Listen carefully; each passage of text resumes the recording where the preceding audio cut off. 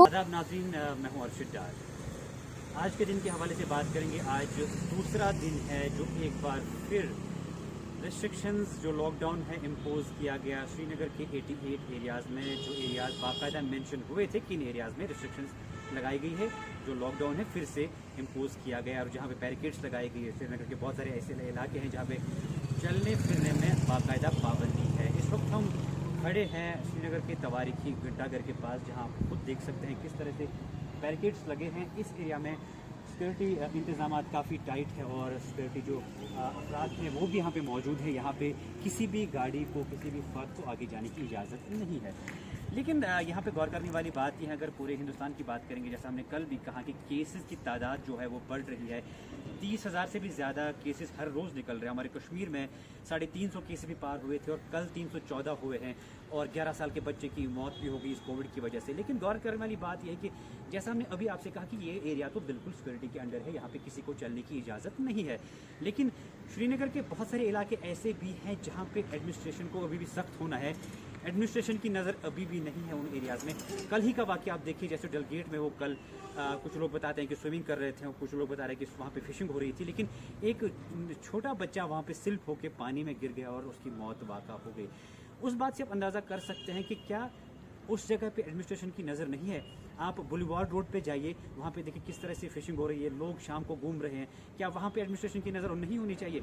बहुत सारे ऐसे इलाके हैं जहाँ पे अभी मैं घंटाघर में हूँ, ये वाला जो एरिया है जो घंटाघर के बिल्कुल पास है, यहाँ पे बैरिकेड्स लगे हैं, किसी फर्द को आगे चलने की इजाज़त नहीं है।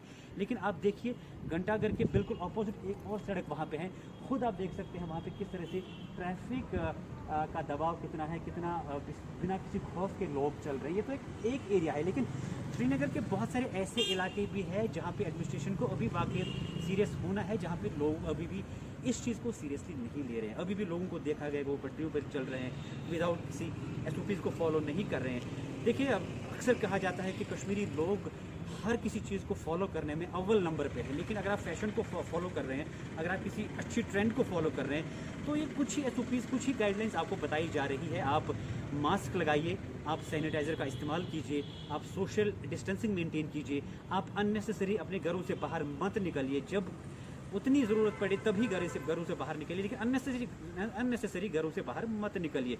लेकिन अभी भी हम कहते हैं कि इसमें सरकार की चाल है, लेकिन अगर सरकार की चाल होती तो हमारे केसों की तादाद इतनी नहीं बढ़ पाती। डॉक्टर्स एसोसिएशन कहते हैं, कश्मीर के बड़े बड़े लीडिंग डॉक्टर्स कह रहे हैं कि हमारे पास अब स्टाफ की कमी होने जा रही है, हमारे पास ऐसी जगहों की कमी होने जा रही है कि हम इन पेशेंट्स को कहाँ पे रखें। ऐसा कहा जा रहा है कि ये जो कोविड है ये डेडली टर्न लेने वाला है कश्मीर में। लेकिन क्या उसके बाद भी हम इसको कहते हैं कि ये सरकार की चाल है या इसमें कोई पॉलिटिक्स हो रही है? हम गुजारिश करते हैं सभी लोगों से, इस चीज़ को सीरियसली लीजिए। ये चेन तभी ब्रेक हो सकती है जब आप घर पे बैठेंगे, जब आप सोशल डिस्टेंसिंग मेंटेन करेंगे, जब आप हाइजीन का ख्याल रखेंगे, जब आप मास्क लगाएंगे। देखिए, कुछ ही चीज़ें हैं।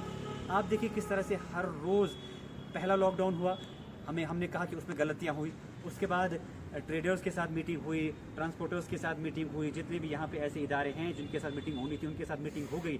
उसके बाद कहा गया कि नहीं, अब रिलैक्सेशन देनी है, अब अनलॉक फेज स्टार्ट करना है। फिर अनलॉक फेज स्टार्ट हुआ तो 15 दिन हुए, 12 दिन हुए, तो हमें केसेस की तादाद जो यहाँ पे है बढ़ने शुरू हो गई, डेथ रेट भी बढ़ गई और जो पॉजिटिव केसेस हैं उनकी तादाद भी बढ़नी शुरू हो गई। फिर एक बार फिर से ट्रेडर्स की तरफ से ये गुजारिश हुई कि आप यहाँ पे लॉकडाउन फिर से कर लीजिए। यहाँ पे डॉक्टर्स एसोसिएशन ने कहा कि आप लॉकडाउन फिर से कर लीजिए। यानी पहले लॉकडाउन में भी गलतियाँ हुई, उसके बाद अनलॉक में भी गलतियाँ हुई, और हम वही गलतियाँ तीसरी बार दोहरा रहे हैं कि हम इस वाले अनलॉक में भी जो दूसरी बार यहाँ पे श्रीनगर के 88 एरियाज़ में करना पड़ा, वहाँ पे भी हम उन गलतियों को दोहरा रहे हैं। ये चेन ब्रेक करनी है। ये चेन ब्रेक तब होगी जब आप घरों पे बैठेंगे, जब सैनिटाइज़र का इस्तेमाल करेंगे, जब मास्क लगाएंगे, सोशल डिस्टेंसिंग मेंटेन करेंगे। लेकिन एडमिनिस्ट्रेशन को भी थोड़ा सख्ती से कदम लेना होगा, एडमिनिस्ट्रेशन को भी सख्ती बरतनी होगी, क्योंकि लोग अभी भी घरों से बाहर निकल रहे हैं जब उनको पता है कि बाहर कोई रोकने वाला है नहीं।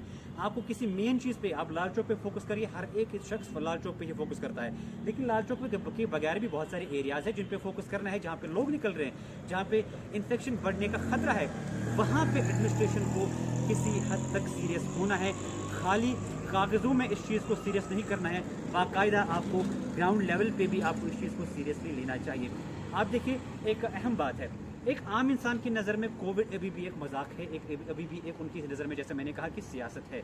लेकिन आम लोग कब इस चीज़ को सीरियसली लेंगे? जब आम लोगों को एक सही आवाज़ घर तक पहुंचाएंगी, जब आम लोगों को एक घर में कोई जाएगा ये समझाने के लिए कि कोविड कैसी बीमारी है, इससे क्या हो सकता है।